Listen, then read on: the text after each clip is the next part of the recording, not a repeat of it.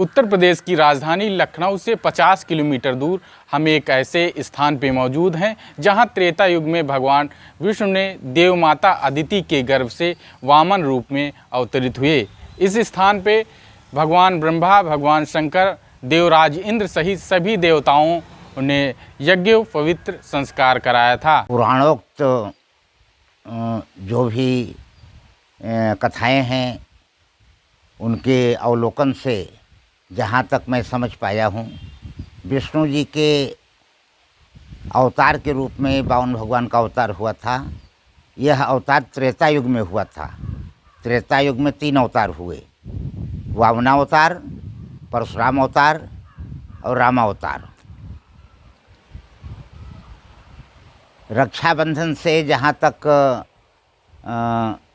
वामन भगवान का संबंध है तो इस प्रकार है कि जब 3 पग भूमि की मांग किए दान के रूप में राजा बलि से, तो राजा बलि ने संकल्प करके दे दिया। और फिर 3 पग जब भूमि नापने लगे तो 2 ही पग में इन्होंने सारा ब्रह्मांड नाप लिया और तीसरा पग पूरा नहीं हो पाया। तो राजा बलि ने कहा कि अब आप मेरे शरीर को नाप लें।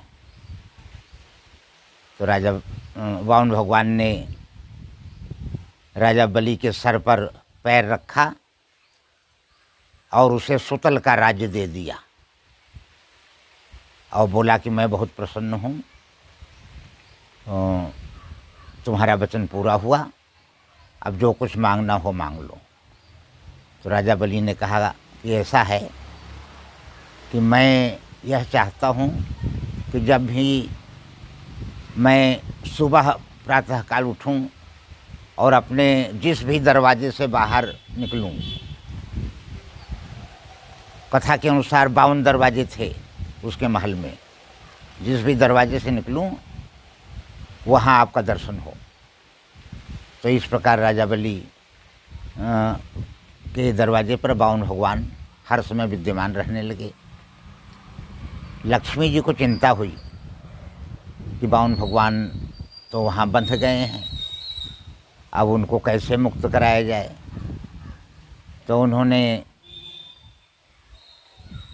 सूता लाकर राजा बलि को धर्म भाई बनाया और उसके हाथ में राखी बांधी।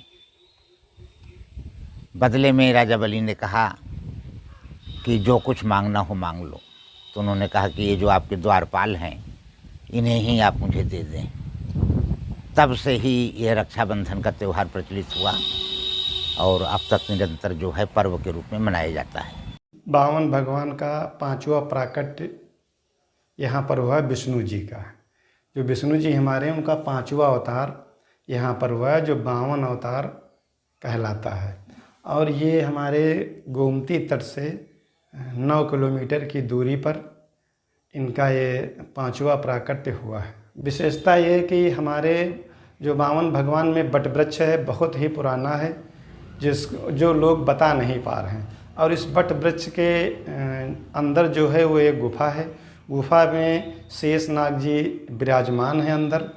और जब कभी धार्मिक अनुष्ठान होता है तो मंदिर के ऊपर डाल पर आकर के बैठ करके सभी को दर्शन देते हैं और दर्शन दे करके वो फिर गुफा में चले जाते हैं। है कि बाहर से जो भी भक्त आता है और अपनी मत्था यहाँ पर टेकता है और अपने दिल से जो भी मनोकामना मांगता है वो वामन भगवान उनकी मनोकामना हर सभी पूर्ण करते हैं। मदन पाल सिंह।